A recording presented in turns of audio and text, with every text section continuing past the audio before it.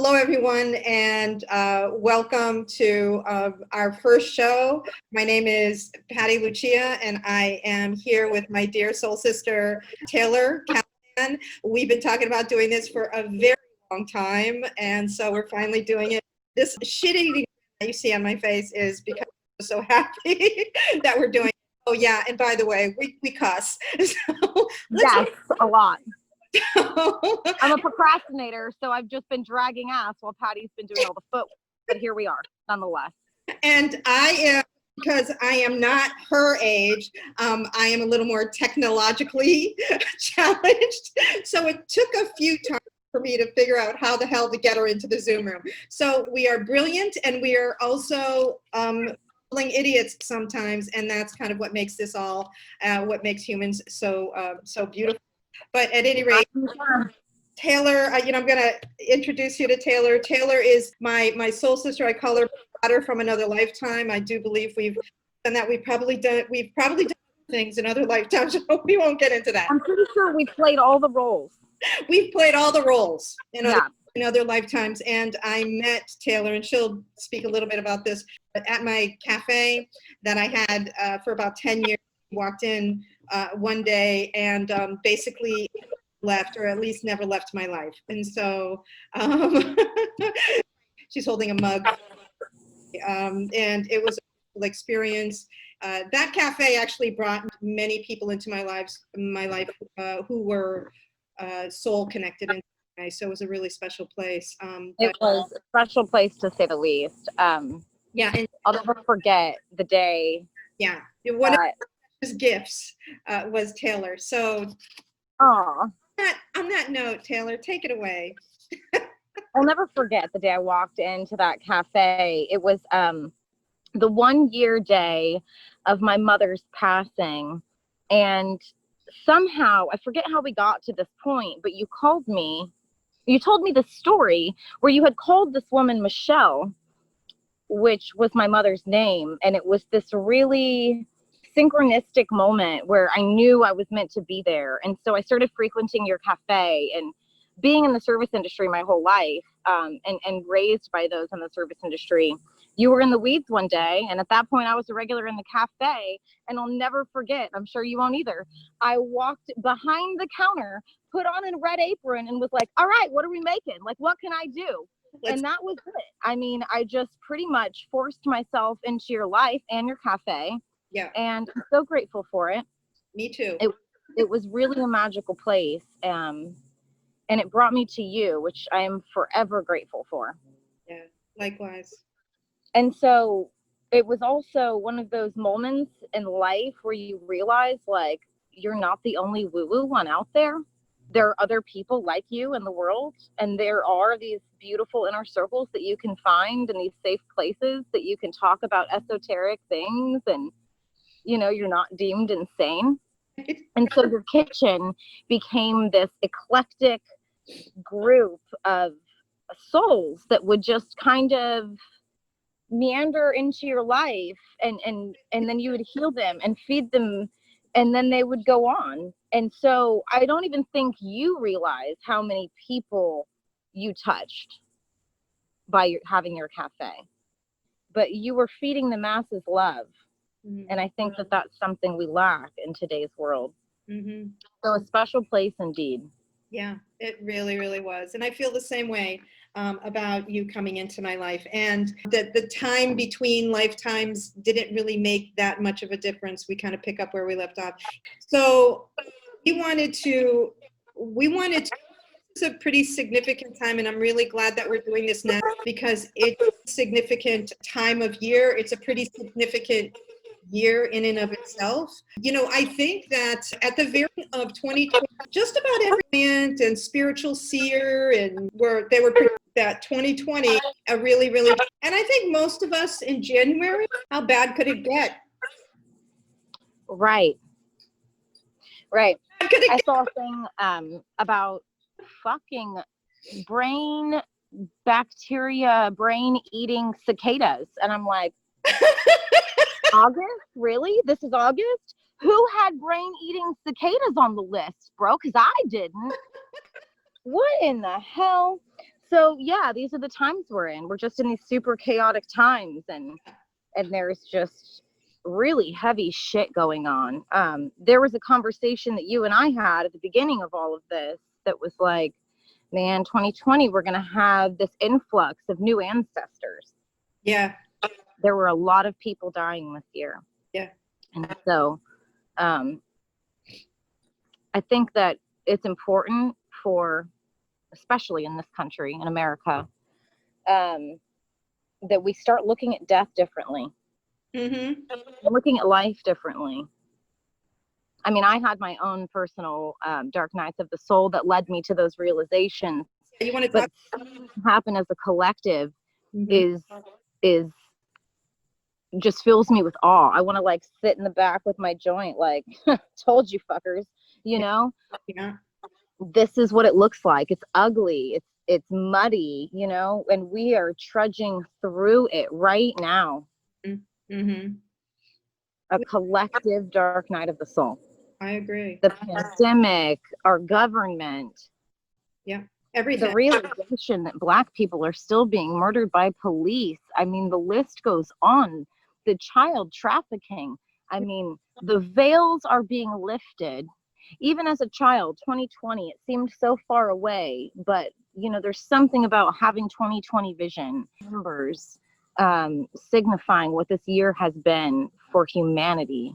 Mm-hmm. And I truly think that it has changed our vision as a whole, which is something I personally have been praying for years now. Well, so, you know, it's kind of one of those things, you get what you ask for, even if it's muddy and ugly. You know, I want this. I want change in my life. I want, you know, spiritual ascension. But that shit hurts. That is ugly. yeah. And this is something that, you know, we've been asking for transparency. We've been asking for the veils. We have been manifesting this. And then, you know, and a lot of times, you know, when we get what we ask for, we're like, what the fuck? We have this image in our mind what to look like, Right. what ascension will look like, what the lifting of the veils will look like. We have these fantasies about it, but in a way, it really is about having to go through a dark. If you look, It really is. You look at, and we also expect it to be this like grandiose vision when in reality it comes in these little clips, these iotas of seconds mm-hmm. of vision. You know, like these meditations I've been having that have been so intense that I had to go lay down afterwards, or that I was dizzy. And I think that, first of all, we also have this collective panic going on right now where everybody is like, I have this, oh my God, I have COVID. And it creates that panic in our body, creates dis-ease. And so it could be a multitude of things. But I also think, like Andrew Bartzis speaks on, the sun is sending the most intense downloads. I prefer to meditate in the sun, and I get some really intense visions. Like I was on hallucinogens just because I'm meditating in the sun. So I feel like there is a collective, you know, I'm dizzy, I have a headache, I'm nauseous, like I have this vertigo thing because we're shifting. And that's how the veils look. Mm-hmm. Once again, it's messy. The universe, multiverse, is made in organized chaos. And I think that we're just here trying to do our best, but you know, it's not peaches and cream all the time. And it doesn't come through in these grandiose waves of enlightenment. And when you really think about life, on how beautiful birth is, how beautiful it is, this child to come into the world, but and then we forget about the traveling through the birth canal and how dark, bloody, and shitty and everything that was. And I do agree with you. I think we are going through a dark night of the soul, and that is what's necessary for enlightenment, for ascension, for a consciousness shift. You know, this virus, despite all the theories or whatever, you know, like I don't get into all the conspiracy theories or the, you know, the 5G or whatever, the things that generally beyond our control anyway, like chemtrails. But I really do think that this is key to mass awakening. Yes. In order for us all to be awakened and for the veils to lift, we had to go through a mass collective experience like this.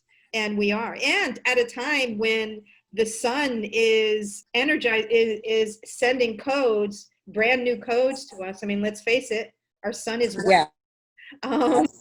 we are moving through a different region of space with new energies coming in. Many of these energies humans haven't experienced in millions of years or been exposed to in millions of years and perhaps ever. And so Yeah.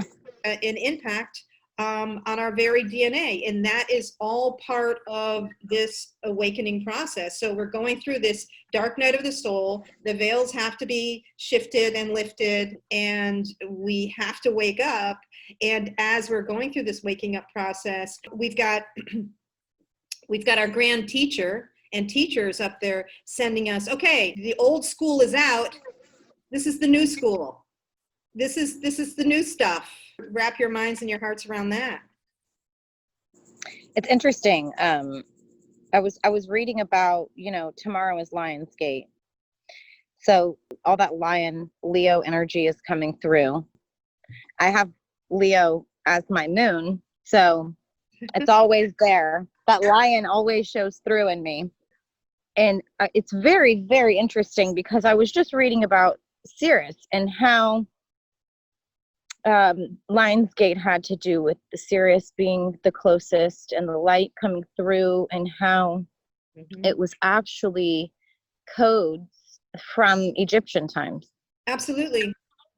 Which is interesting because the things that I've been meditating on lately have been Egyptian code. Very high level.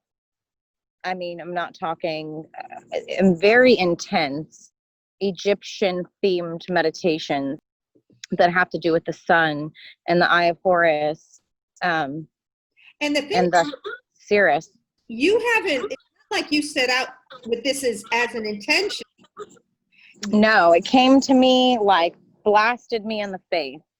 And it's not gone away since. I just see eyes, a lot of different eyes, but I've been shown many things in regards to Egyptian beliefs that I didn't know about until I researched afterwards. So it was really intense downloads.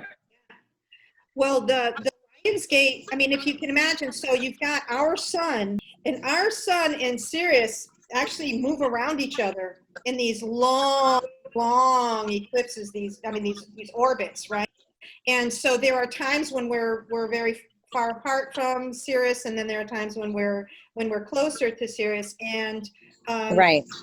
The Dark Ages were really associated with our distance away from Sirius, and now we're moving a little bit closer. But every year there's this moment, and it actually only happens for a few seconds, but a moment when Sirius and our sun are completely aligned, and energetically it creates a portal for energetic exchange.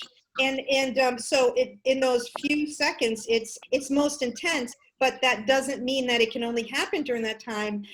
Right. And it probably will continue until about the end of August. So what we're talking about is intense possibility, like for manifestation turbocharged.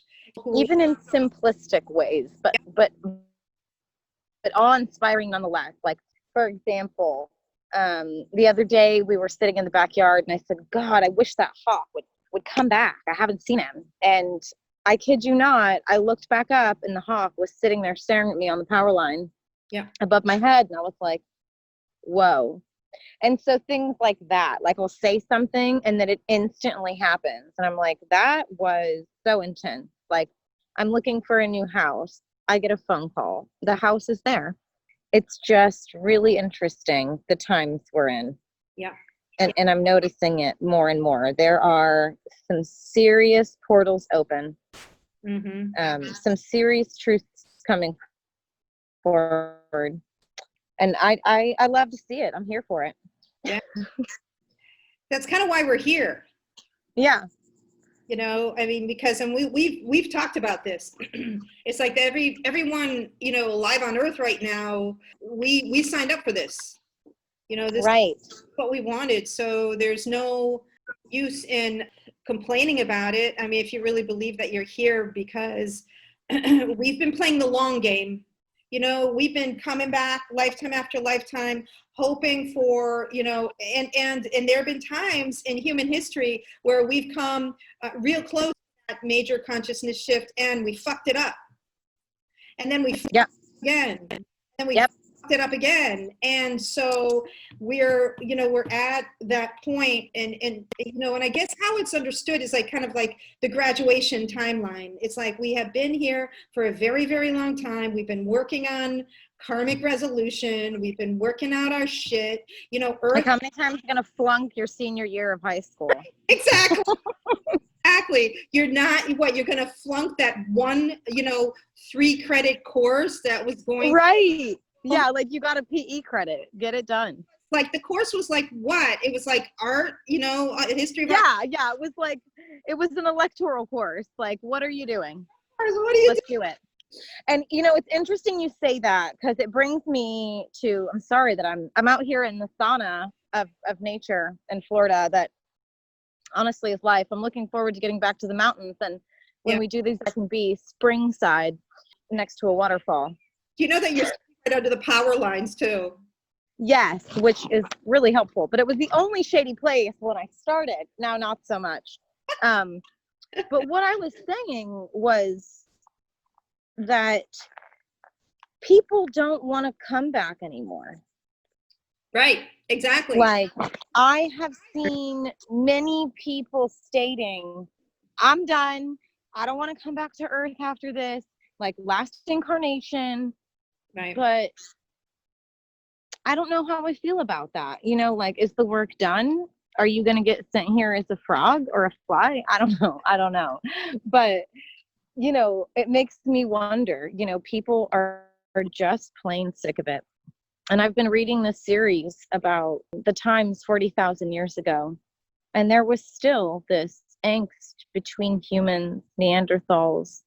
It's always been here. There's always been some kind of animosity between, you know, clans, if you will. And I just don't know. I don't know, you know, where that shift happens. But, you know, it's been happening. Atlantis, this has been happening for some time. Mm-hmm. And like you said, history, we just fucked it up again and again. And here we are. What are we going to do with it? Atlantis was our last major fuck up. You know, we kind of, I feel like we lost magic. We lost magic because of that. I think the magic still exists. I just think, I mean, of course, a while to earn it, you know, to earn it back again, you know. Yes. To relearn it and to remember it again. You know, when you kind of demolish everything and then you've got to start with, you know, rubbing 2 sticks together again and build up from there, it's a long road. So it's been thousands and thousands of years, and now here we are, and we are at this we're at this juncture. There are a lot of people who believe that you know, this was their last lifetime, but they also believed, and this is something that I disagree with. Some people have believed that in order to keep from coming back another lifetime, that they've had to live an extremely pure life. And this is a lot in the light world community. This is a lot in the New Age community. You need to meditate a certain way. You need to do yoga a certain way. You need to eat a certain way. You need to do this and this a certain way in order to release your soul from this planet. And I disagree. I Go ahead. Would have to disagree with that. First and foremost, I truly believe that the most evolved souls have lived the most difficult life. I truly believe that what we eat is dependent upon the prayer and praise and appreciation for what we're eating. I believe that if you remove yourself from all things that are painful to look at or to experience, there is no evolution at all. Right. You cannot live in a bubble and evolve your spirit. I remember sitting by a river one day and bringing all of these offerings to the river, Patti, and saying, Spirit, I'm ready. Like, give it to me. I can handle it. I'm tough. Like, my mom died. That's a word. What? You can't hurt me. Give it to me, right? And I put all my stuff in the river, and there was a shift that day. And within a year, my son had been diagnosed with cancer, and the strength I thought I had crumbled at my feet. Mm-hmm. And I was once again checked. You know, that old saying, be humble or be humbled. Mm-hmm. Exactly. And so, you know, you get to this place and, you know, truly, when you truly ask for ascension, can you even handle it? Oh, shit. Because you ask and you shall receive, and you better be ready. Yeah. Because oftentimes they are the hardest lessons of your life. Mm-hmm. Now, after experiencing what I've experienced, I'm forever changed. And I will never think that love and light is the only way. Right. Because of what I've seen. Right. But I got what I was asking for. I was dragged by my hair through the mud, through every belief that I thought I had. Yeah. My kid was diagnosed with cancer. I'm an herbalist. You want me to pump chemo in my pure baby that's never received a vaccine, never eaten anything that wasn't from my breast or handmade by my hands and picked from a tree? You want me to put chemo in my baby? I mean, dragged through my beliefs. So, you know, the lessons are there.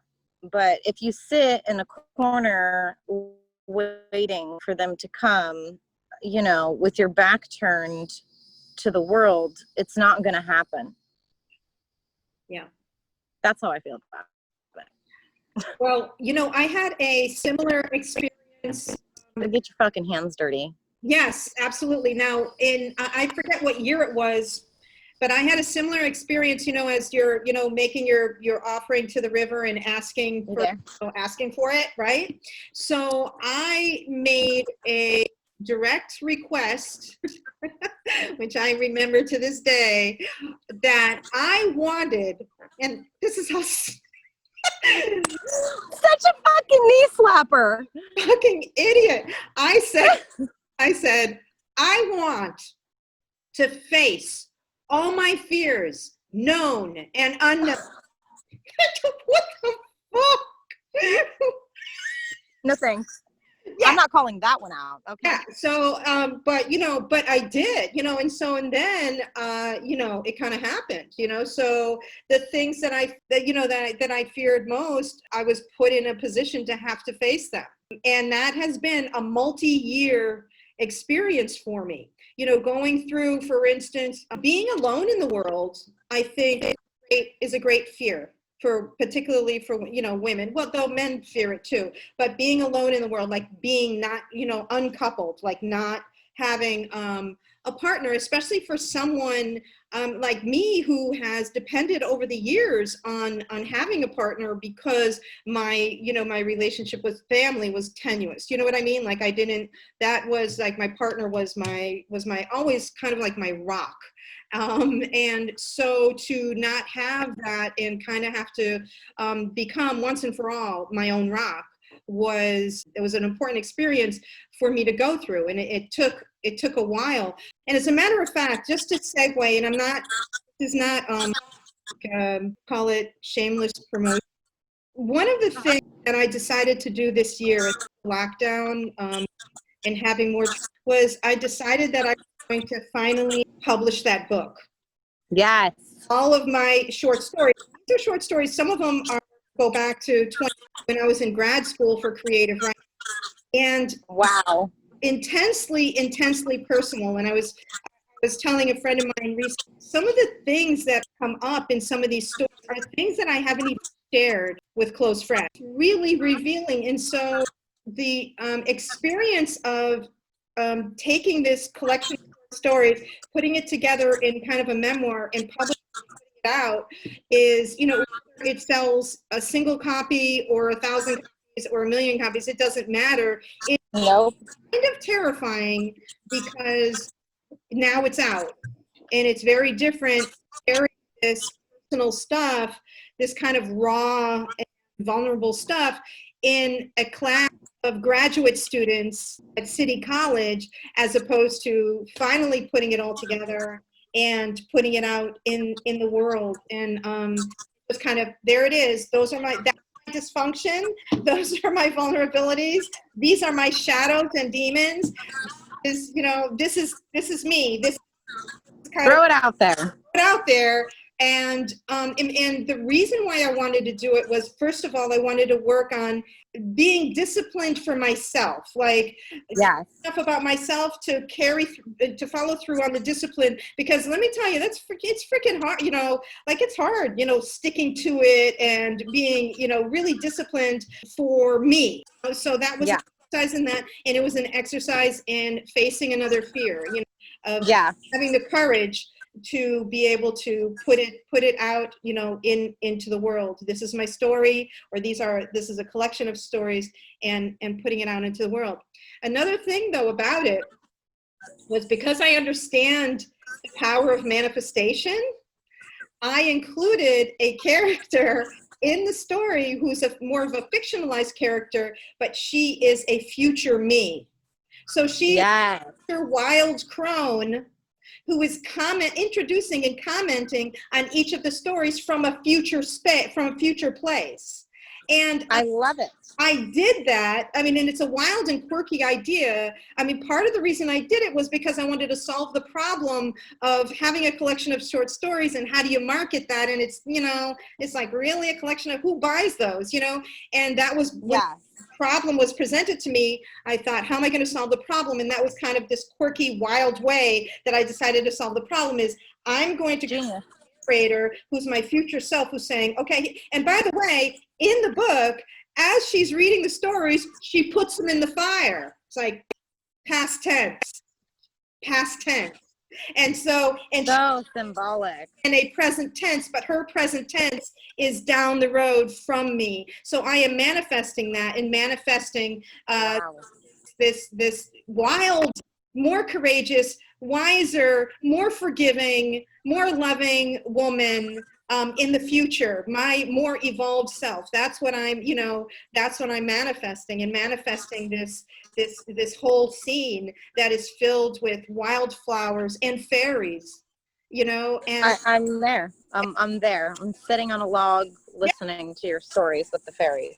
Putting out libations for the fairies who are listening to the So that's kind of what I created. So it's this kind of creative endeavor that I've done. I've taken advantage of being home and having this time, you know, to get it done. But it's also been an act of courage to actually and now put it out there.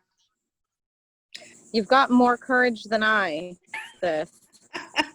But I am so excited to read them. Thank you. I would say your secret's safe with me, but I don't know about the other, you know, however many copies you sell. I'm really not going to have any more secrets left after I put this out. Got to get it out, man.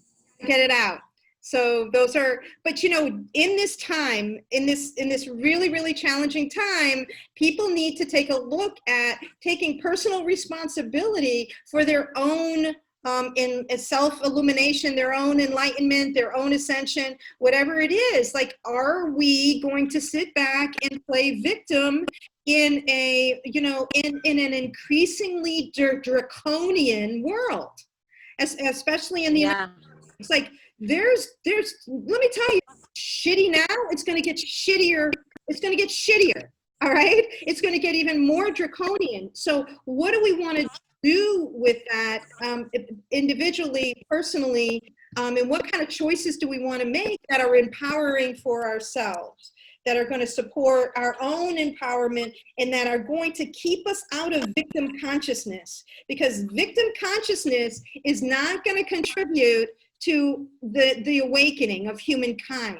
All right, we can't, that's not going to happen. And in some ways, the powers that be fucking know that.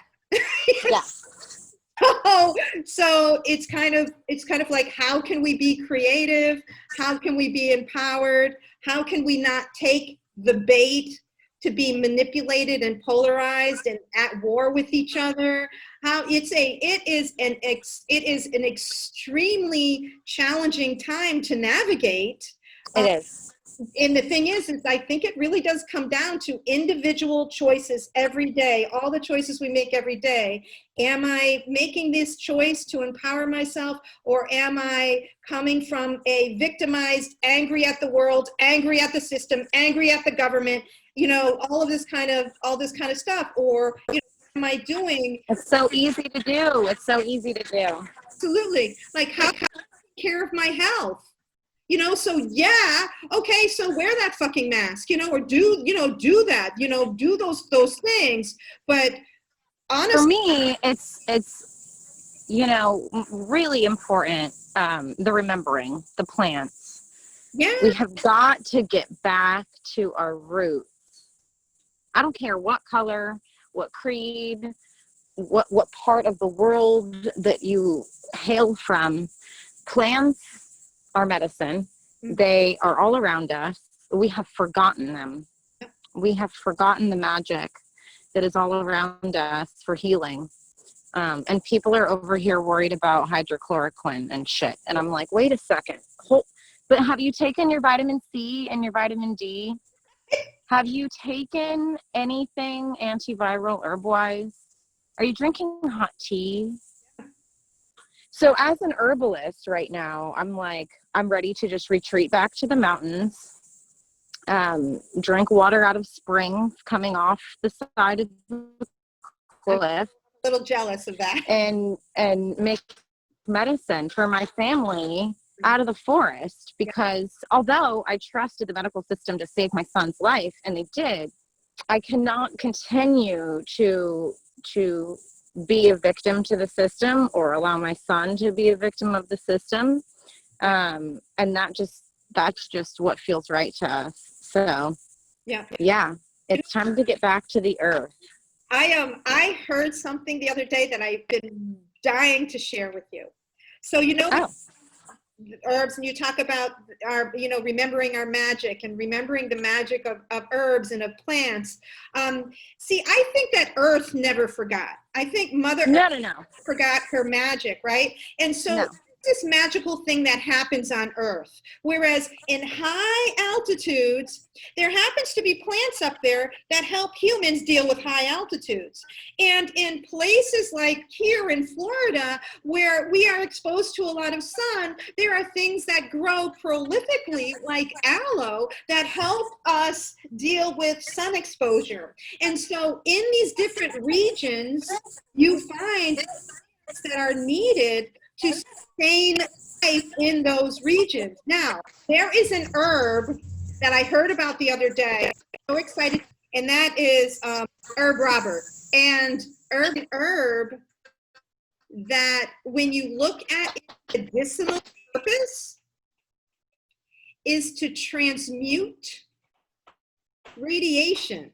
I find this really fascinating, because the sun and the earth have this very special relationship, and it's almost like as the sun changes, because we've got a white sun now, and we're in a different part of we're in a different part of the cosmos with all of these new energies coming in, and some of them carry more radiation. So there is more radiation hitting the surface than there was before. And now what you find is this plant growing prolifically in all kinds of places called herb Robert.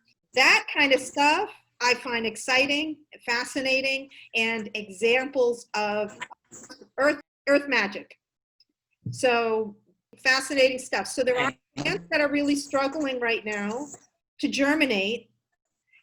and then there are plants that are more prolific. So if we pay attention to what's happening in people's gardens, will we be able to take less Yes. of the kinds of foods and Around us. herbs that are going to be more medicinal for people Right. at this point that we're living in, and changes going on. But I think we're so kind of disconnected from those things that we don't pay attention. We just pay attention to the stuff that's on the shelves in the grocery store. Our favorite thing to say as herbalists is the plants you need most are growing in your yard. Oftentimes, these plants are weeds. Oftentimes, these plants are things like burdocks and dandelions that are detoxes, that are liver medicine, and therefore blood tonics, because especially in America, again, we are so infatuated with processed foods and trash that we all need a good liver detox. So you'll find some dandelion growing in your yard, or the passion flower vine that grows up your back fence that is a nervine for your heart and a calming heart medicine. Right. Spiritually, things like that. And then there's the doctrine of signatures, which is one of my favorites. Essentially, what the doctrine of signatures is, it says that the plant or the fruit, whatever, that has medicinal value actually looks like the part of the body in which it is good for or has an affinity for. For example, a walnut looks like a brain, so it's brain food. A tomato looks like a heart because it has 4 chambers, so therefore it is good for the heart. One of my favorite medicine forests, Solomon's seal, that is very similar to what looks like a gnarled knuckle, like an arthritic, long witch's finger. And therefore, it is good for arthritis, and I call it joint juice. So there are all of these plants that have this purpose. All plants have a purpose. Mm-hmm. So yeah, they're all right in front of us. They're all around us, always. I've been on a quest quite a while to make my cleaner. I've eliminated sugar, and that's kind of a big one. So my diet is very, very clean, and I'm at a point now where I can really listen to my body with very little interference and gravitate towards the foods that I want to eat and the food, the foods that my body wants. Like I can listen to my body a little bit better now. Yeah, I've been surprised because, for instance, I eat very, very healthy eggs. Like I pay a lot of money for my eggs, right? Yeah. I found that when the last time I ate, like I have been kind of pulling away from eggs. Last time I ate eggs, I felt kind of unsettled. And I shared this with my nutritional consultant, and she said what's very interesting is she was hearing the same thing from several people who eat very, very good eggs. And she said there is something about eggs that holds more of the, it could be more of the radiation that's coming in, or more of the particular kind of energies of kind of what we're dealing with right now. And so there are more and more people who even if you eat great, and here's the thing, organic eggs tend to be vulnerable to this than the others. So if you're eating really organic eggs, you're going to kind of, you might be more vulnerable to some of the things that some of the energy that the egg holds. And I was like, damn, because my body is saying, that's funny. I'm not wanting eggs right now. So I find, simple things like listening to our bodies. I was just going to say, we were just having a conversation about that in regards to raising chickens, because I'm trying to raise chickens for our own eggs. However, I noticed that they really love roly-polies. And I also know that a roly-poly's job is to absorb the metals in soil. It's actually a land crustacean. But the chickens love them. And apparently they are full of metal. And so I was concerned, all of this metals in our soil, chemtrails, et cetera, so forth. And so now these chickens are fed off of these bugs. I can see that, like, for instance, free range chickens, chickens that are out eating natural things. Yeah. May be affected by the shifting energy that are affecting the bugs, that are affecting the plant life, etc. And if that's what they're eating naturally, they're going to be absorbing these new energies. So it's fascinating, the kind of shifts that are going on, because we think that we're the only ones shifting. Right. Only ones that count, where it's all about us, right? That we're the only ones Right. shifting. And the thing is that every living thing on the planet Speaking of shifting, is shifting, because consciousness isn't just us. Like, consciousness is not about, consciousness isn't about, like, we're the ones who have it. It's like, it exists. If there's a consciousness shift, then everything that holds consciousness is shifting. But we don't think about it. All of ourselves. Yes. So I have with me, I follow the moon. Okay. And every day of the moon cycle, there is a new lesson. There are 13 moon cycles, 28 to 29 days per moon cycle. Jamie Sams, who's a Native American author, has written a daily earth medicine book for the cycles of the moon. Oh, that's awesome. So we are on the 8th. Yes, that's a fantastic book, and we should do a whole show on that book alone. I agree. We're on the 8th moon cycle, and it's the 18th day of the cycle. So we're on the 8th moon, 18th day. Okay. So I'm going to read from that.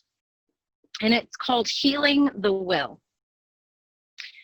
The heart of every human holds the feeling and the dream of deepest aspiration, free will's creative esteem, the urge toward higher purpose, the drive to create from grace, unlimited power of expression, the potential of the human race. Yet the side roads are many, blighted by denial and fear, refusal to express the feelings, lost in a craving release from fear may not come sweetly, but we will in feeling all that appears, without applying judgment to the joys or to the fears, trusting every emotion as something we created to feel, then expressing every feeling, allowing the will to heal. So I read this every day, and it goes along with a lot of what we're dealing with in today's world. Yeah. Which one is that? Which book, which Jamie Sams book is that? Oh, okay. It's called Earth Medicine. And so it's essentially a daily guide. These are great. But a Native American teacher got me onto the right moon was the proper day. But now I figured it out. So I would recommend, I think that she is one of the most powerful, real, authentic, trustworthy spiritual teachers that we have. I think there are so many charlatans out there. There's so many people leading folks down all kinds of paths. But whatever path you are on, it doesn't matter. It doesn't matter what kind of path you're on. You could Christian, Buddhist, whatever. This book right here, Dancing the Dream, is probably, I would say, one of the most essential books to read in terms of understanding or the stages of your path and the stages of awakening and enlightenment. And so, beautiful book, so much wisdom here. So I would highly recommend that for any, whatever spiritual path you're on. I would say that's. Yes, she even talks in the book about how all of whatever religion or belief system you follow, there is correlations between them. For example, the number 7, the 7 days of Christianity, the Torah speaks of the 7 days. the 7 paths of Native American. That's so, right. Yeah. You Yeah. know, we need more of that. We need more spiritual texts that unify rather than divide. And I so appreciate that about Jamie Sams, because she's able to find the common ground among so many different practices. And I really do think that it's such a timely lesson. This book was written decades ago, but it's such a timely lesson for now, because we live in such a polarized and divided, collective, that we are divided on almost everything. And have to find, particularly, I think we have to find spiritual common ground. That's just essential for our. It always bewildered me that you could say to somebody that there's more than one path to God. Mm-hmm. And they would look at you like you were crazy. She helps me to mitigate that feeling. Yeah. Which I'm so grateful for. Yeah, me too. Me too. So we both highly recommend Jamie Sams. If you yeah, and who's kind of struggling with spiritual direction right now, maybe you've been let down by the New Age movement, or gurus, right? I never really. Hello. Yeah. Can we talk about the falling of the guru? Wow. All right. Are we going to go there?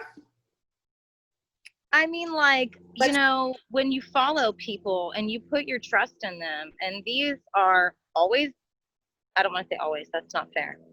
Most of the time, masculine being. Yes. Coming into the scene of love and light. Yeah. But what you find is not love and light. It's more like gaslighting. It's gaslighting with spiritual bullshit. Yeah. Yeah. Come to my concert. Be one with yourself. I might fuck your little niece. I mean, like, what is the world coming to? This Babylon needs to fall already. It has really brought so many realizations to my life about the facades in which we put ourselves in. The love and light thing has never worked. It leads me to believe that it was created just as a diversion for people to think that the possibility of love and light was actually a thing. Because if you think that the hippies in the 60s and 70s weren't taken full advantage of and given all of those drugs and that's right. I mean, come on. Don't look at the war. Here, eat this acid. Yeah, I agree. And even in the 60s with the free love, we were supposed to be so, and I was too young for that, but like during that time, the whole free love movement, the summer of love and all of that was about, love the one you're with, it's all about love. It was never free for women. It was really, and Joni Mitchell says this, I'm a big fan of hers. Even Joni Mitchell says it was a ruse for, free love was free love for the men. It's happening again. I'm watching it happen in my kids' generation. And it's all new drugs. They're drinking lean, they're smoking bath salt, and they're dying in airports of overdoses and strokes at 25, like it's a whole new era of exactly the same repetitious bullshit. That's right. And these are young, powerful voices. So I'm going to keep coming back to that. We need to, part of the waking up process is to wake the fuck up and take personal responsibility for what you put in your bodies, what you subject your minds to. And, and if you're a powerful being, you're going to have to kind of navigate a world of, it's a minefield. It's a minefield. If you're, there are some wonderful, wonderful young musicians who are coming up, and are you going to get into the music industry? It's the same stuff, as previous generations. I think it is more intensified because we're living in a time when we're right at the edge of awakening, the ninth inning, and shit gets real in the ninth inning. Yeah. If you're born in the ninth inning, holy fuck. These kids are coming in like woke today. Totally. Yeah. Totally. You know what, though? I want to say something about the whole woke thing. here's just because, I'm an English teacher, and I like, Yes. I like the power of language, and I think that words are spells, and you have to, right? And They call it spelling for a reason. spelling for a reason. And so that's a whole other show we'll get into. I'd be thrilled to. But the word woke, here's the thing. Woke is kind of past tense. It's different. Think about it. You say woke, and then you say awakening. Awakening alludes to a process that is ongoing. Present. Woke. Present moment. Yes. And woke refers. I woke up yesterday. I woke up this morning. I'm done. I'm as woke as I need to be. And that's and the thing is no, motherfucker, you are not as woke as you need to be. There is so much more woking.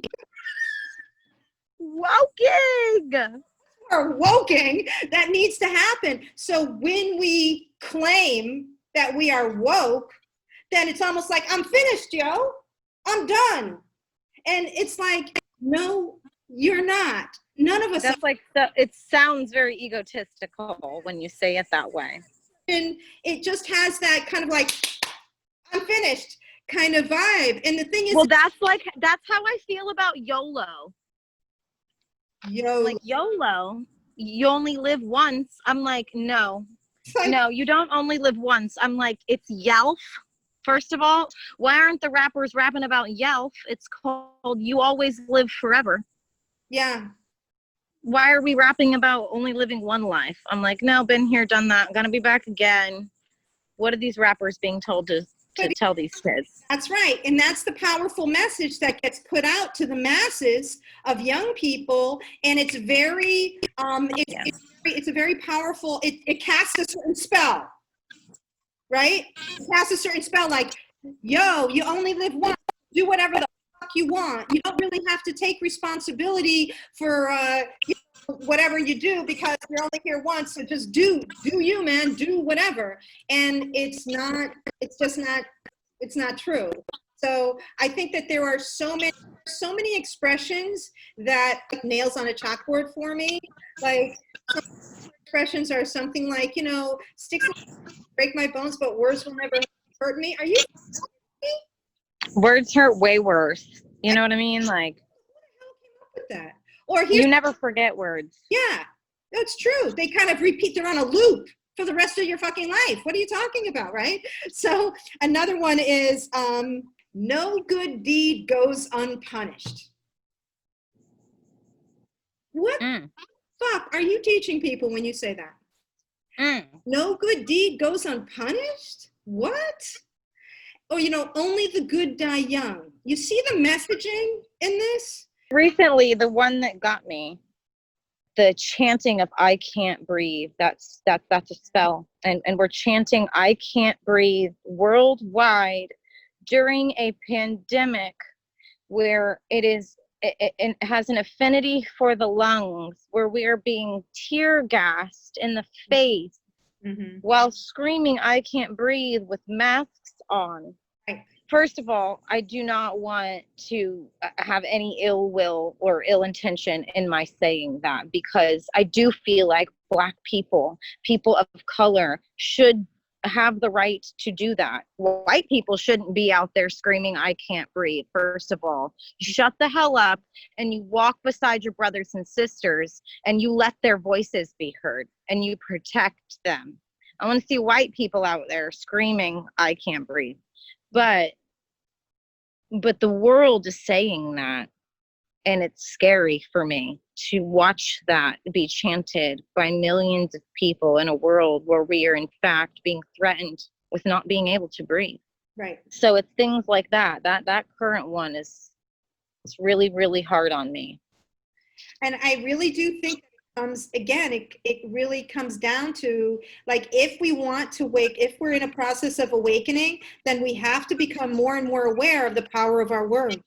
And in that we are manifesting our reality. And so if you say, I can't breathe, then eventually you won't be able, Man, if your karma's on point right now, you're getting instant manifestation gratification. I mean, if you watch your words and you say things right with intention, something my little cousin was just recently talking to me about, that he went to a program in which you couldn't speak sarcasm. If you didn't say it with intention, it wasn't to be said. Right. Look at our society today. We live off of fucking memes and Vines and TikToks that are like all sarcasm based. Yeah. Is anybody saying anything with intention anymore? Even the things that fucking matter are being turned into a joke. Yeah. So that was the lesson from my little cousin. Like, wow, to speak with intention is something that we could all use practice in. And to hear, now I start researching immediately on Google, like, where did that saying come from? Yeah. Where did that originate? I mean, it's blasphemy, the shit they have us saying for centuries. Yep. It's blasphemous. I have no idea the kind of, how our language, how we've been enslaved, honestly, mentally enslaved. And I think about, Bob Marley here, release yourself from mental slavery. And part of that comes from our languaging. And the language is so colonized. Yeah.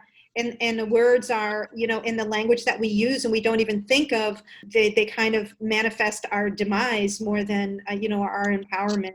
So part of becoming more and more personally responsible, is being more personally responsible for the words that come out of our mouths and the intention behind them, because it does matter.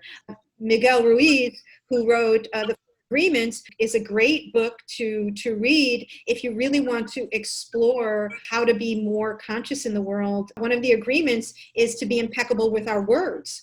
And, to be impeccable with your words, what does it mean? It means like you kind of like strive to always be honest and strive to say what you mean and to speak with intention and to not be unkind. And, you do that every day. You're going to see, if you start, you're going to see how many words want to just fall out of your mouth that are not impeccable.